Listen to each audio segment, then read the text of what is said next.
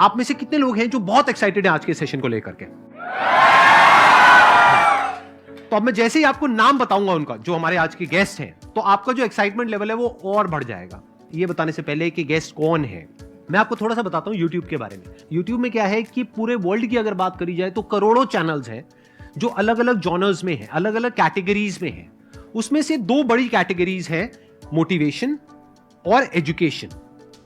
पूरे वर्ल्ड में जो वर्ल्ड का नंबर 1 मोटिवेशन चैनल है वो मेरा है, और जो वर्ल्ड का नंबर 1 एजुकेशन चैनल है किसी इंडिपेंडेंट क्रिएटर का, वो उनका है, जो कि हमारे गेस्ट हैं। उनके 17 मिलियन से ज्यादा सब्सक्राइबर्स हैं। Please give an energetic and warm welcome to the one and only Khan sir.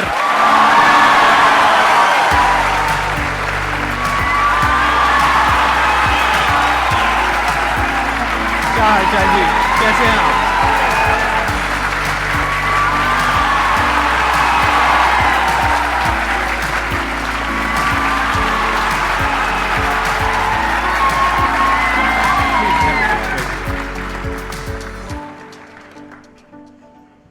इससे पहले कि ऑडियंस आपसे कुछ पूछे या इंटरेक्ट करे, मेरे माइंड में एक क्वेश्चन है आपके लिए जी। जो बच्चे हैं वो आपके इतने दीवाने क्यों हैं, इतने पागल क्यों हैं आपके पीछे? मतलब मेरे कमेंट सेक्शन में भरा पड़ा था, खान सर कब आएंगे, खान सर कब आएंगे। मतलब ऐसा क्या जादू कर दिया आपने बच्चों के ऊपर? ये सवाल हम आपसे भी पूछते हैं, हमारे पे भी इतना कमेंट आया, इतना मेरे तो ऑफिस में लोग चले आए कि सर कब जा रहे हैं। अच्छा। क्योंकि हम लोग का तो एग्जैक्ट है, वही पढ़ाना है। हाँ। तो देखिए, हम लोग का मेन है कि बच्चों को जो जरूरत रहती है कि अगर लड़का पढ़ने आ रहा है ना, उसके मन में कोई डाउट ना रह जाए। हम उसको कहते हैं कि हम तुम्हें पढ़ा रहे हैं, दम है तो भूल के दिखाओ, याद करके नहीं।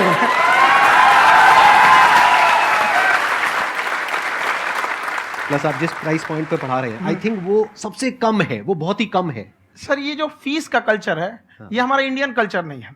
हमारा इंडियन कल्चर गुरु दक्षिणा है, उस हिसाब से वो सही है। ऑक्सीजन जैसे जिंदगी के लिए जरूरी है, वैसे एजुकेशन जरूरी है। कोई ये नहीं कह सकता है कि पैसे की वजह से वो खान सर के यहां से लौट गया। क्या बात है।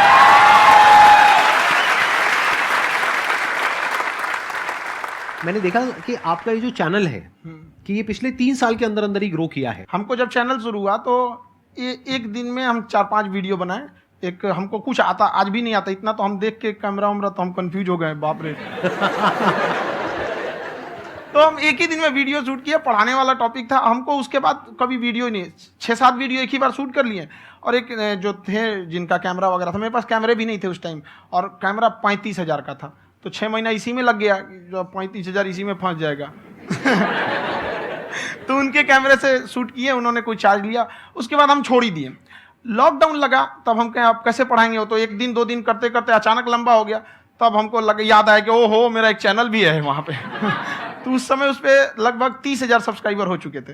तो जैसे लॉकडाउन लगा तो उस पर पढ़ाना चालू किया, और पता नहीं क्या लोगों को पढ़ाई में इतना इंटरेस्ट आ गया कि आपका स्टाइल ऐसा है थोड़ा सा, आप आई थिंक पढ़ाई के साथ साथ में जो बीच बीच में आप थोड़ा बहुत छोड़ते रहते हैं ना, मतलब जो एंटरटेनमेंट चलता रहता है। ये बात हम देखिए, जब हम गुलाम थे ना, तो अंग्रेजों ने एक चाल चला था कि भारत को हम फिजिकली गुलाम रखेंगे 100-200 साल, मेंटली 1000 साल कर देंगे।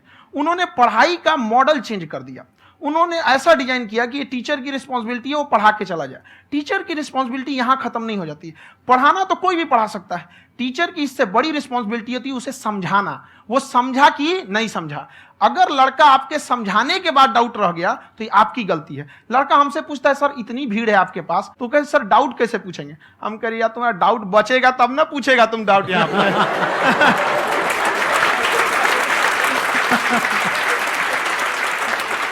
कॉन्फिडेंस नेक्स्ट लेवल है खान सर का, मानना पड़ेगा। और शायद यही वजह है इनकी जो ग्रोथ है उसका। किसी ने शायद सपने में भी नहीं सोचा होगा कि पिछले 2 साल के अंदर अंदर जो आपके चैनल की ग्रोथ हुई है, जैसे आप खुद ही बता रहे हैं कि लॉकडाउन के टाइम पे आपके 30,000 के करीब सब्सक्राइबर्स थे, आज की डेट में 17 मिलियन है। और मेरा एक क्वेश्चन और है, इससे पहले कि ऑडियंस में से आपसे कोई क्वेश्चन पूछे, कि कई बार आप ऐसे भी टॉपिक्स टच करते हैं जो थोड़े से कंट्रोवर्शियल हैं या थोड़े से सेंसिटिव हैं, जिसके ऊपर बात करने की हिम्मत आई थिंक बहुत ही कम लोगों में है। तो आपको कभी ये नहीं लगता है कि कहीं ज्यादा तो नहीं हो रहा है, इसको थोड़ा रोक देते हैं, थोड़ा कम कर देते हैं? क्योंकि कोई लाइन ही नहीं है वैसे तो बोलने को, तो आप कुछ भी बोल दो, कितना भी बोल दो। हुई है कंट्रोवर्सी बहुत बार। एक्चुअली बचपन से हमको फौज में जाना था, और फौज वालों के लिए ये सब मायने नहीं रखता। उसको करना है मतलब करना है, तुम सामने कुछ भी रहो, डजंट मैटर।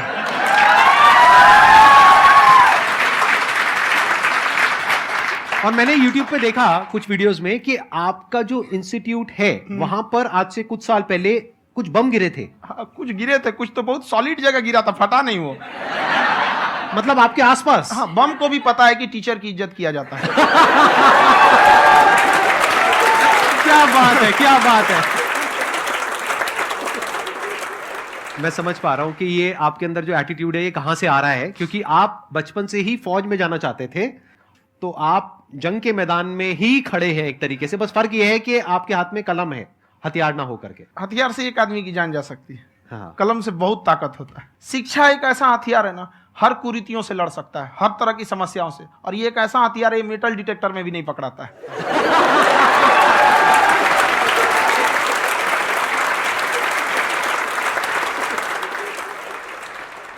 मेरा क्वेश्चन ये है कि अभी प्राइवेट ऑर्गेनाइजेशंस में पीटने का, पनिशमेंट का ये सिस्टम जो है खत्म हो गया है।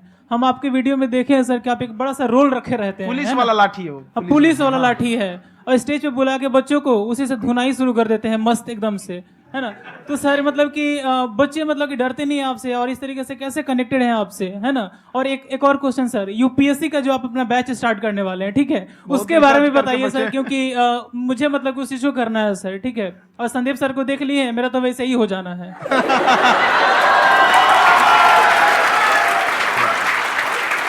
क्या हो जाना है? मेरा पूरा कंप्लीट करो। I'll be an IAS officer next year because I have seen you, sir. My day is like complete, sir. All the best. Thank you so much, sir. Thank you. पूरा बोला करो। हाँ। Thank you. देखिए, लड़कों को जहां तक पीटने की बात है, जब पढ़ाने की बात आएगी तो उसको हम पूरे बेहतरीन ढंग से पढ़ाएंगे। लेकिन जब सजा देने की बात आएगी ना, तो वो भी बेहतरीन ढंग से होगा। ऐसा थोड़ी होगा कि बस एक ही चीज बेहतरीन ढंग से होगा। और डर का होना बहुत जरूरी है। ये डर भी अपने आप में एक मोटिवेशन है, क्योंकि जब आपके अंदर एक थोड़ा सा डर रहे ना, तो डर के भागिए मत। एक ऐसा डर जिसको आप लगे कि नहीं नहीं थोड़ा सा और करने की जरूरत है, फिर तो ये हम इसको क्रॉस कर जाएंगे आप। तो लड़कों के अंदर ये डर बनाना भी जरूरी रहता है। और रही बात यूपीएससी वाले की, जो आपने बोला, बहुत सारे लड़के वेट कर रहे हैं यूपीएससी की, क्योंकि 2-2.5 लाख फीस सारे लोग एफोर्ड नहीं कर सकते। और हमारा वही रहता है, हम तो ज्यादातर हमारे स्टूडेंट देखेंगे तो किसी के रिक्शा वाला, सब्जी वाला, यही लोग, इनको तो 2.5 लाख रुपया, इनके पास पूरी संपत्ति नहीं होती है, फीस कहाँ से भरेंगे वहां पे, उसके बाद रहेंगे कहाँ से? तो ऑल ओवर इंडिया से, कश्मीर से कन्याकुमारी तक, गरीब से गरीब भी लड़का उसको पढ़ सकता है। यही कुछ 1000 रुपये मंथली, 12-14 हजार साल का पड़ेगा, खत्म हो जाएगा इतना में।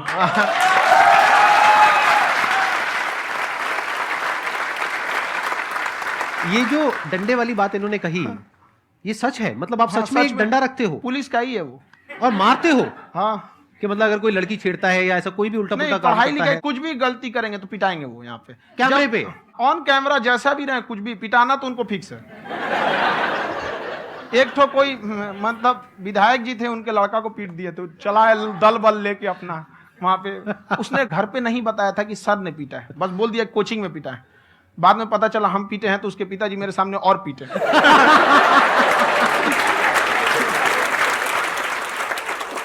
सर आपका सबसे बड़ा डर क्या है, आप दोनों का? फौजी को डरे नहीं लगता है, बाकी अब सर से पूछिए। आज के सेशन से पहले कोई डर नहीं था, लेकिन अब मुझे इनकी डंडे वाली कहानियां सुन करके डर लग रहा है कि कहीं मैंने गलती से कुछ बोल दिया अरे ऐसा और नहीं। इन्होंने कहीं पीछे कुछ रखा हुआ है, और यहीं आ करके अगर इन्होंने मेरी पिटाई कर दी तो बहुत बुरा हो जाएगा। तो इसलिए हमको थोड़ा डर लग रहा है।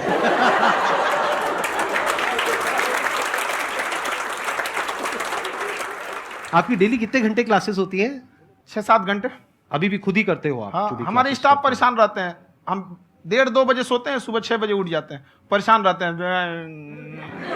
यार इतना क्यों करते हो, है ना? कभी क्योंकि तो उनको कुछ भी नहीं साथ-साथ करते। लगना पड़ता है ना। उनको साथ-साथ लगना पड़ता है। हम जग गए हैं तो कोई सोया थोड़ी रहेगा, परेशान रह, दिन में सोते ही नहीं है, वो बेचारा कहीं कहीं जाके सोते रहता है। तो हम सीट बांध दिए कि भाई तुम इस समय सो जाना, तुम इधर सो जाना। आपकी शादी हो गई या नहीं हुई अभी?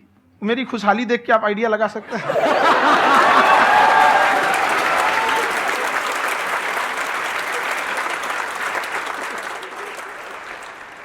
First of all I would like to say sir thank you so much to you and to your team कि आपने मुझे यहाँ आने का मौका दिया। एंड सर अब तक मैंने आपको सिर्फ फ़ोन या लैपटॉप में ही देखा है दोनों को, आज फर्स्ट टाइम लाइव देख रही हूँ तो बहुत अच्छा लग रहा है। तो मेरा क्वेश्चन ये है सर आपसे, जब हम लाइफ में कोई डिसीज़न लेते हैं कि हमें ये पर्टिकुलर चीज़ करनी है, और क्योंकि हम डिसीज़न लेते हैं तो हमारी आदत है कि पहले हम 4 लोगों से पूछते हैं कि तू बता तेरी क्या राय है, तू बता तेरी क्या राय है। तो उनमें से अगर कोई हमें कह देता है कि ये बेकार डिसीज़न है मत कर, तो हमारा माइंड कहीं ना कहीं डाइवर्ट होने लगता है और उसकी वजह से हम अपना डिसीज़न चेंज कर देते हैं। तो मेरा क्वेश्चन ये है कि कैसे हम अपने डिसीज़न पे स्टिक रहे, कैसे हम जो दूसरे के ओपिनियन है उनको अफेक्ट ना होने दें अपने ऊपर। दूसरे से सलाह लेने से पहले एक बार खुद उस पर रिसर्च कर लेना चाहिए, ताकि आप सामने वाला क्या सलाह दे रहा है आपको समझ में आना चाहिए। यहाँ पर ऐसा नहीं है कि कई बार ऐसे होते हैं कि दूसरे वाले को एक्सपीरियंस होता है, तो अगर आपको पहले से आइडिया है, उसके बारे में आप बेहतरीन ढंग से रिसर्च किए हैं कि क्या इसमें प्लस पॉइंट है क्या निगेटिव है, उसके बाद आप किसी से सलाह लेने जाइए। ये नहीं कि मन में आया सीधा बता गड़बड़ा जाएगा। तो वहाँ पे पहले आपको R&D करना पड़ता है, समझ में आया कि नहीं। और जिंदगी हो या गाड़ी, जीतेगा वही जो टाइम पे गियर चेंज कर रहा है। तो डिसीजन चेंज करना बहुत ज़्यादा गलत नहीं है। इन्होंने बहुत अच्छी बात कही है और मैं इसी बात में थोड़ा सा और ऐड ऑन करूंगा कि ये जो आपने कहा ना कि अपने डिसीजन पे स्टिक कैसे रहें, ये कोई अच्छी क्वालिटी नहीं है, क्योंकि टाइम टू टाइम आपको अपने डिसीजंस को चेंज करना होता है। जैसे आपने 4 लोगों से डिस्कस किया, कोई इंसान कुछ पॉजिटिव बोल रहा है, कोई नेगेटिव बोल रहा है, उससे फर्क नहीं पड़ना चाहिए। डिपेंड ये करता है कि वो जो बोल रहा है उसका बेसिस क्या है। क्या वो किसी नॉलेज या एक्सपीरियंस के बेस पे बोल रहा है या ऐसे ही कुछ भी बोल रहा है? ऐसे ही बोल रहा है तो फिर उसकी बात पे ध्यान क्यों दे रहे हो? अगर किसी नॉलेज या एक्सपीरियंस के बेस पे बोल रहा है, फिर चाहे वो पॉजिटिव बोल रहा है चाहे नेगेटिव बोल रहा है, दोनों ही मायने रखता है। उसके बाद में रिसर्च करनी है और फिर रिसर्च करने के बाद में फाइनल डिसीजन अपना खुद का होना चाहिए। अब वो डिसीजन उससे अलग भी हो सकता है जो आपने पहले लिया था, और वो सेम भी हो सकता है। सर मेरा क्वेश्चन दोनों से है आपसे, how to deal procrastination and laziness. हमारा ब्रेन है ना, ये बहुत आलसी टाइप का है, इसको आराम खोजना पसंद है। अब थोड़ा सा भी अब इसको आराम की ओर लेके चले गए ना तो फिर उधर ही रहेगा। आप सोचेंगे 10 मिनट आराम कर लेते हैं ना, तो 10 मिनट 2 घंटा बना देगा। उसको टॉर्चर कीजिए, चल 10 मिनट बाद में। उसको आप उस पर हावी मत, वो कह रहा है कि हमको आराम चाहिए, आपको यहाँ आराम मिलेगा, पहले काम फिर मिलेगा आराम। तो आप उसके हिसाब से मत चल। आपका मन कर रहा है थोड़ा सा देख लेते हैं, कोई नोटिफिकेशन आया, आप कोई काम कर रहे हैं, क्यों पहले काम कर लीजिए, बाद में देखिएगा ना नोटिफिकेशन। आप हावी मत होने दीजिए यहाँ पे। अगर आप 5 मिनट भी थोड़ा सा लूज पड़े ना, थोड़ा सा कमर सीधा कर लेते हैं, 2 घंटा बर्बाद कर दिया आपको। हावी मत होने दीजिएगा उसको अपने ऊपर। प्रोक्रेस्टिनेशन को तोड़ने का एक ही तरीका है, सबसे छोटे लेवल पे ले जा करके उस गोल को तोड़ दो। यानी वो गोल बहुत बड़ा है, उसको ब्रेक डाउन करो, उसके सबसे पहले स्टेप पे आ जाओ कि उसको अचीव करने का सबसे पहला स्टेप क्या है।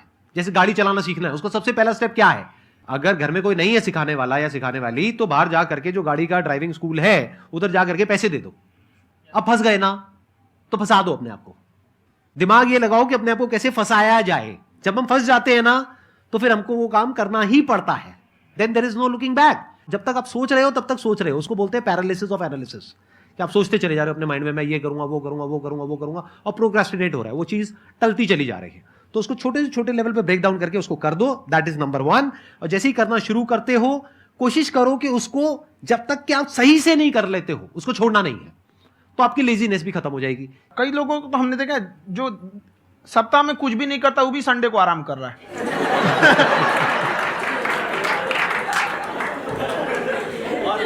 वैसे कहा भी जाता है कि अगर कोई काम आपको करवाना है ना, तो ऐसे किसी इंसान को दो जो बिजी है। हाँ। ऐसे आदमी को मत दो जो खाली है। ये परफेक्ट एग्जाम। किसी को भी आप देखिएगा जिसको आप कहते हैं कि मतलब थोड़ा ठीक ठाक आप समझते हैं कि नहीं ये बहुत आगे निकल, वो एक काम को खत्म करने के बाद कभी आराम नहीं करेगा। एक काम खत्म हुआ उसको लगेगा हाँ एक खत्म हो गया, अब दूसरा करना चाहिए। और वही जिसको देखिएगा एक खत्म हो गया, अरे आराम करना चाहिए, कभी नहीं, लाइफ में आखिरी सांस तक। सर यहाँ पे सब हिंदी में पूछते हैं, इंग्लिश में पूछते हैं, मैं भोजपुरी में पूछूं? जौन भाषा ठीक लगे तोने में पूछ दो। हाँ सर।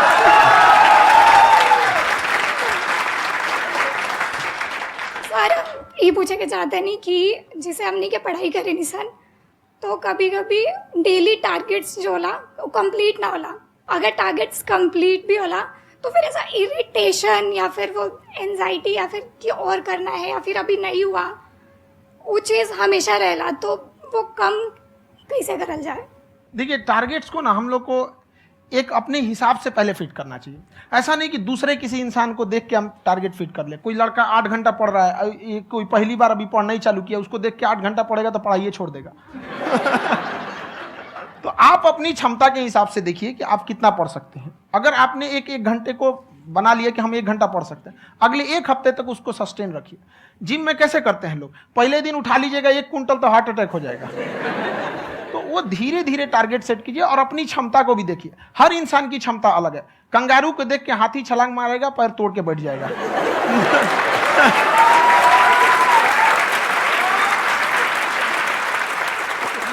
अब संदीप सर का मोटिवेशन देख के इसका मतलब क्या कि ट्रेन के आगे खड़ा हो जाएंगे, ढकेल देंगे तुमको।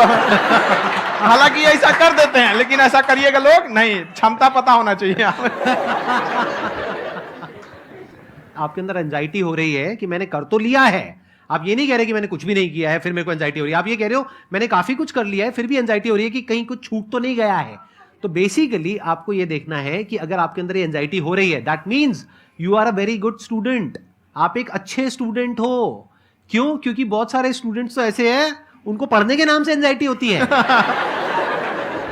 तो आपको एंजाइटी हो रही है कि मैंने पढ़ लिया, दिन में मानो 8 घंटे का आपने टारगेट सेट किया और 6 घंटे पढ़ लिया, या मान लो 8 घंटे भी पढ़ लिया, फिर भी एंजाइटी हो रही है कि मैंने 10 घंटे नहीं पढ़ा। तो ये तो अच्छी क्वालिटी है ना, ये तो एक ब्रिलियंट स्टूडेंट की क्वालिटी है, क्योंकि एंजाइटी उसी को होती है जो केयर करता है, जिसको परवाह है, उसी की तो एंजाइटी होती है। जैसे माँ को अपने बच्चे की, जैसे एक माँ को अपने बच्चे के, जैसे एक माँ को अपने बच्चे को लेकर के एंजाइटी होती है। हंस लो मजाक उड़ा लो मेरा। कोई बात नहीं, एडिट कर देंगे इसको हम। हाँ।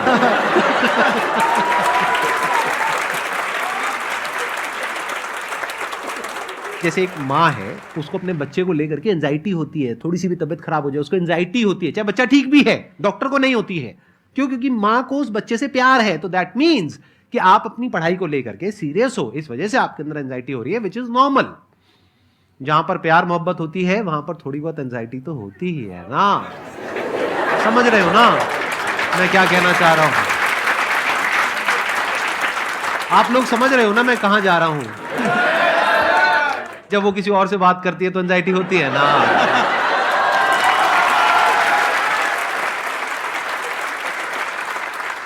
सर, आपकी स्टोरी हमने सुनी थी, तो एक टाइम आया था जब आप गंगा किनारे जाके बैठ गए थे, उस समय आपको कुछ समझ नहीं आ रहा था। तो उस समय मतलब आपने ये डिसीजन कैसे लिया कि अब आगे नहीं, यहाँ से वापस जाना है? रास्ता ही नहीं था।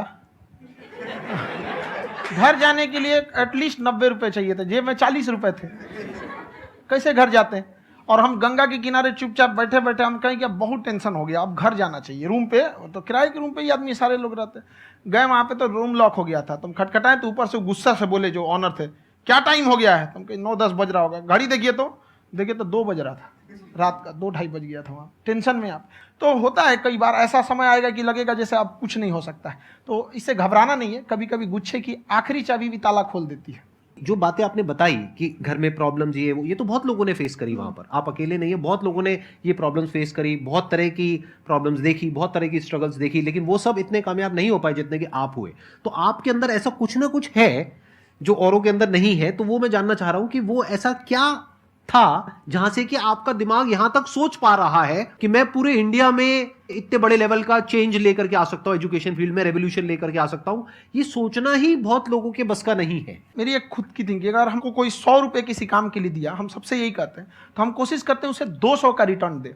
अगर कोई हमसे 200 रुपया फीस दे रहा है, 250 दे रहा है, तो हम उसको ये कोशिश करते हैं कि तुम्हें ऐसा लगे कि नहीं भैया हमने 10-20 हज़ार का पढ़ लिया यहाँ पर।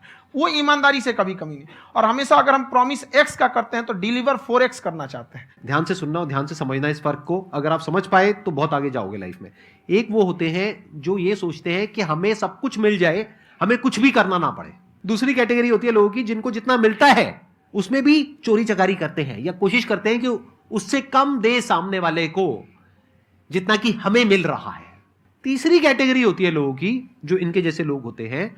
वो क्या करते हैं? वो ये सोचते हैं कि अगर मैंने किसी से 1 रुपए भी लिया, देखा जाए तो 200-250 रुपए कुछ भी नहीं होता है, 200-250 रुपए अगर मैंने लिया तो कैसे उसको 400 रुपए की वैल्यू दूं। ये जो थिंकिंग है ना, यही एक फर्क होता है एक ऐसे इंसान में जो बहुत आगे निकल जाता है और उस इंसान में जो मीडियोकर रह जाता है। आप अपने आप को अपने आप के ऊपर समय दीजिए, उसको डेवलप कीजिए। जब आप अपने आप के ऊपर खर्च करते हैं तो आने वाले समय में लोग गूगल पे आपको सर्च करते हैं। क्या बात है सर, ये आपने अभी बनाया है या ये कोई पुराना आपका वो है? बनते रहता है इसे, फ्लो में बन जाता है। आपके अंदर ना सर एक कवि छुपा हुआ है कहीं ना कहीं जो बाहर आना चाहता है। कभी ना कभी आपने सोचा होगा कुछ। हाँ, कभी कभी देखिए, एक चीज है, संगत का बहुत अच्छा असर पड़ता है। ये चीज को हमेशा, संगति का मतलब लोग हल्के में ले लेते हैं। संगति का मतलब होता है संग संग गति। तो अच्छे लोग के साथ रहेंगे तो संग संग अच्छी गति होती जाएगी, खराब में रहेंगे तो ये भी होता है।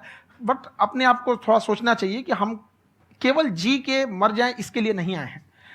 लोग कहते हैं कि सर नाम क्यों नहीं बताते अपना। हमारी एक ही सोच है कि जाने के बाद इस दुनिया से हमको मतलब एक चीज देना चाहते हैं स्टूडेंट्स को, कि वो याद करें कि इस पैसे की भाग दौड़ की दुनिया में हर कोई दोनों हाथ से लूटने में लगा है, खाली हाथ जाने के लिए ये सबको लगा है। तो हर कोई को ये सोचना चाहिए कि था कोई इंसान जो इतने कम फीस में इतनी शिक्षा जो महंगी थी, जो कमाने का रास्ता था, उसको भी एकदम कंपटीशन इतना कर दिया कि अब लोगों को अपनी फीस बढ़ाने में डर लगता है कि अरे यार, लड़का कमेंट करता है कि खान सर इतना ले रहे हैं, आप बहुत बड़ा टीचर हो गए।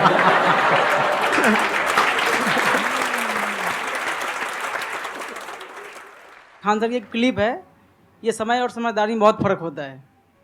अगर समय रहते समझदारी आ गई तो इंसान कामयाब हो गया, लेकिन अगर समय चला गया फिर समझदारी आई फिर तो बेकार है। तो सर मतलब कुछ आपको ऐसी चीज़ लाना चाहिए जो मतलब बच्चों जो तैयार हो रहे हैं उनको ये चीज़ें मतलब एंड टाइम पे दिखे।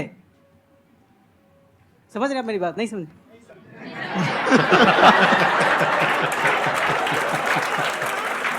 यही होता है सर, सर का मोटिवेशन ज्यादा हो जाता है।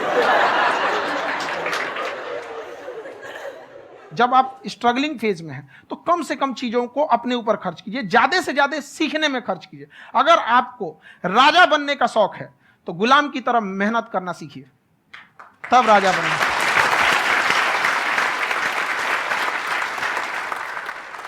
ये दुख, ये दर्द, ये सब तेरे अंदर है। तू अपने बनाए इस पिंजड़े से बाहर निकल के देख, तू अपने आप में एक सिकंदर है।